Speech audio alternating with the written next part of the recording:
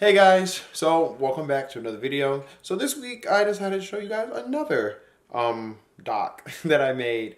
I'm gonna use this as part of my collaboration because I actually edited this doc for somebody else, and so hopefully you like it. Enjoy.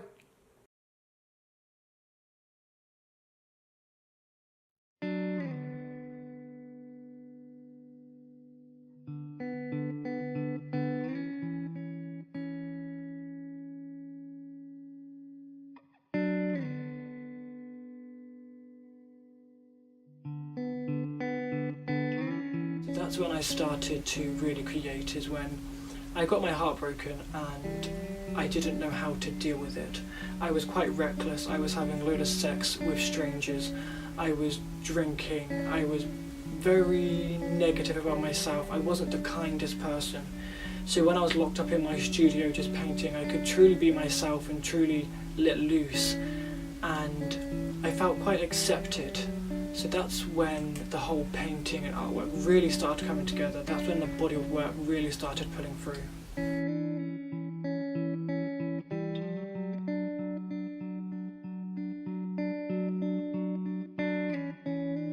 It's quite scary knowing the fact that I could sit in a room with somebody and they know everything about me, people that I've slept with, when and where, the dates, my emotions, yet I wouldn't even know their name. I always think that sometimes what I put out there is too much, but that's the whole purpose of my work. It's being an open book for the public to see. I do sometimes worry about family members and friends.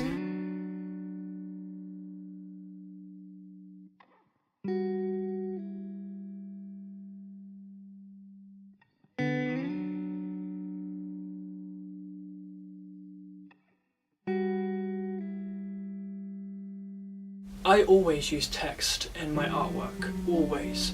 I always start with writing on my canvases. I write how I feel, I write about the situation that I'm painting about. When I was younger and when my mother would scream and get violent towards my older sister, I'd always be in my bedroom, I'd always write how I felt. So writing has always been a huge part of my life. And the good thing about my paintings, there's so many layers of so many different emotions, and when I sand back the paintings, the text shine through, and it's almost like it's meant to be hidden but really wants to be read, and it has this communication and this language with the viewers. It really draws the viewers in. They want to sand back my paintings to really know what everything says. So text is a huge role in my paintings, as well as layering.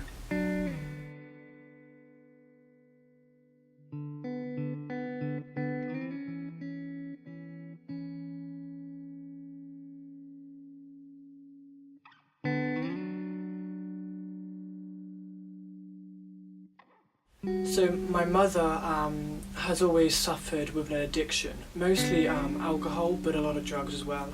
And I lived in my family home, so it was myself, my mother, and my older sister.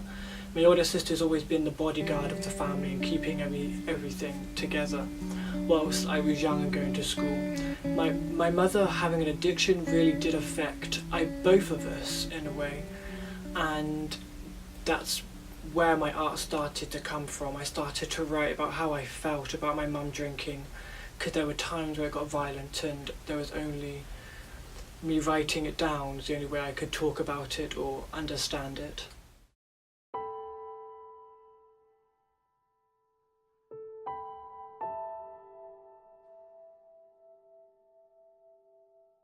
And the older that I got, 3 years onwards, I've become quite more reckless when it came to sex, and instead of looking for love, I was just looking for sex. And sex to me is very important.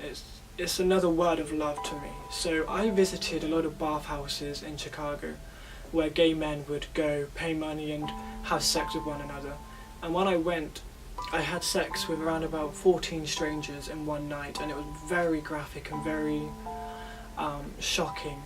But the emotions that I felt, it was almost like I felt in love, or I was wanted. So I wanted to paint this and capture this in my paintings. I was looking at artists like Francis Bacon at his boxed, beautiful, kind of intense paintings, and I started to relate pigs and animals to the bathhouse, because a lot of men that were in there were quite vicious and hungry and eager to just use and abuse, and I wanted to bring all this in, all this emotion, all this vulnerability into my bathhouse paintings. So I started to paint the situations that I got myself into while I was going to these bathhouses.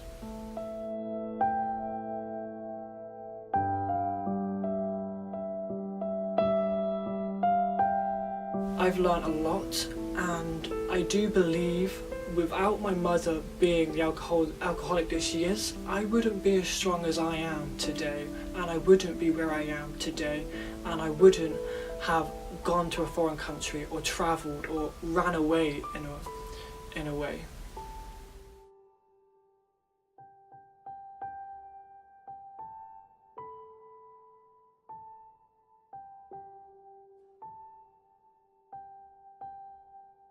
Doing the paintings that I do help me in so many ways, because I generally don't think that I can no longer love another human being after being as heartbroken as I was. I struggle for commitment, and I struggle with relationships. I don't look for it, I don't want anything to do with it. It haunts me, it scares me to feel like I will in the future put my life in someone else's hands again.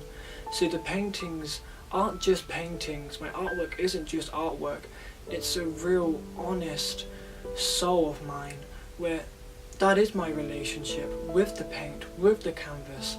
I don't look for love anymore because it's all in my studio and that's all that I need. And I do think when I'm older I won't settle down and I won't have this future my parents might want me to, married, kids, home. I think I'm going to be travelling the whole of my life. I'm going to be creating, and I'm going to be where I am my best, and that's hidden in my studio. I do think I am going to be the one in the family that doesn't settle down and is always on their feet. And one minute they're in France, the next they're in New York.